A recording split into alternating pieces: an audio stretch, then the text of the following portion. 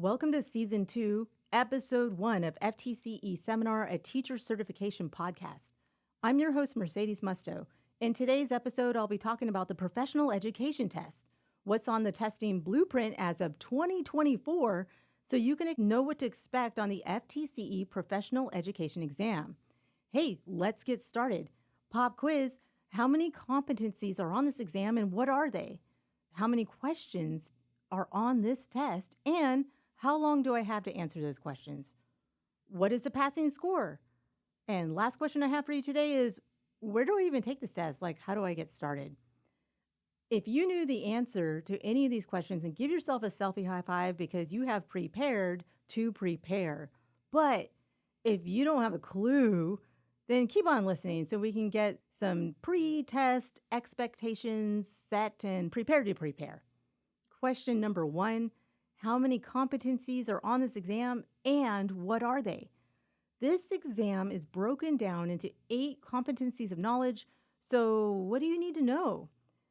You need to have knowledge of instructional design and planning, student-centered learning environments, instructional delivery and understanding of a subject matter, various types of assessment strategies, relevant continuous professional development, principles of professional conduct of the education profession in Florida, research-based practices appropriate for teaching English language learners, and effective literacy strategies that can be applied across curriculum.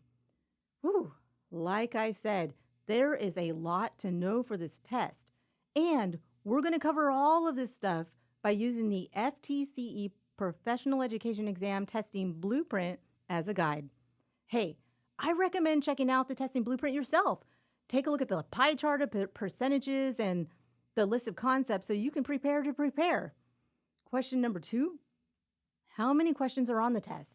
And question number 3, how long do I have to answer those questions? This is the easiest question I'm going to ask you today. The Professional Education Exam, there are approximately 80 multiple choice questions and you have 2 hours and 30 minutes to pass. Doable. Completely doable. I believe in you. Question number 4.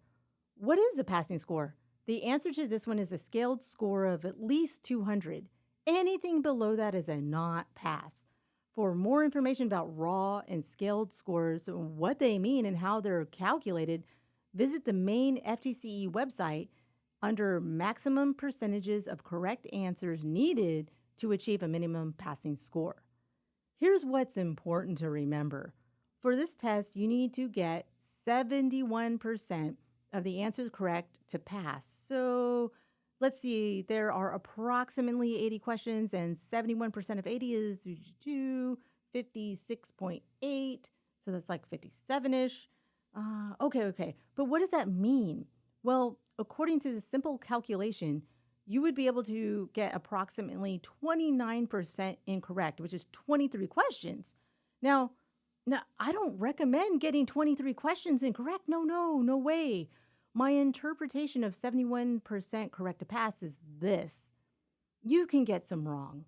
Aim for pass, not perfection. So that means there's some wiggle room for human error, and it's okay. No one walks away with an A++ on this. I mean, it's literally pass or not pass. So aim for pass. If you get 10 or 15 incorrect, you still pass. Got it? Good. Lastly, where do we even take this test and how do I get started? For this one, you will need to go to the main testing website. I'll add it in the show notes along with some study resources. That website is fl.nesinc.com.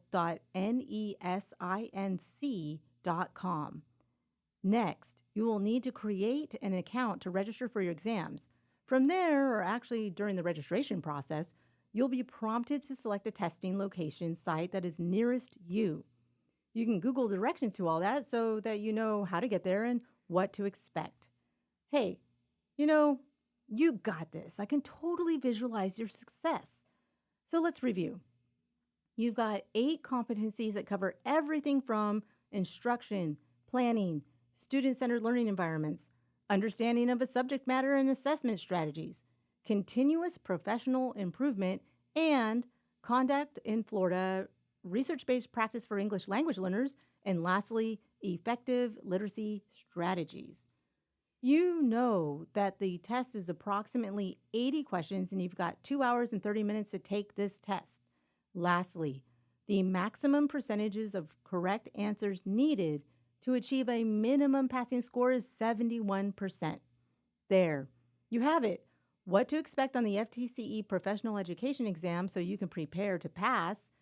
And if you're not sure how to study or what to study, visit ftceseminar.com to get a podcast study guide.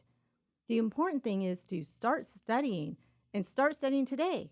Well, what are you waiting for? Subscribe to our YouTube channel or wherever you play your favorite podcasts and start studying today. This podcast was recorded at the Pickens Multimedia Studio at the University of West Florida. The podcast is listener supported. Contributions can be made via the listener support link on Spotify, or hey, you can buy me a coffee at ftceseminar.com. This is your host, Mercedes Musto. Join me again on FTCE Seminar, a Florida Teacher Certification Exam podcast, so you can pass the FTCE.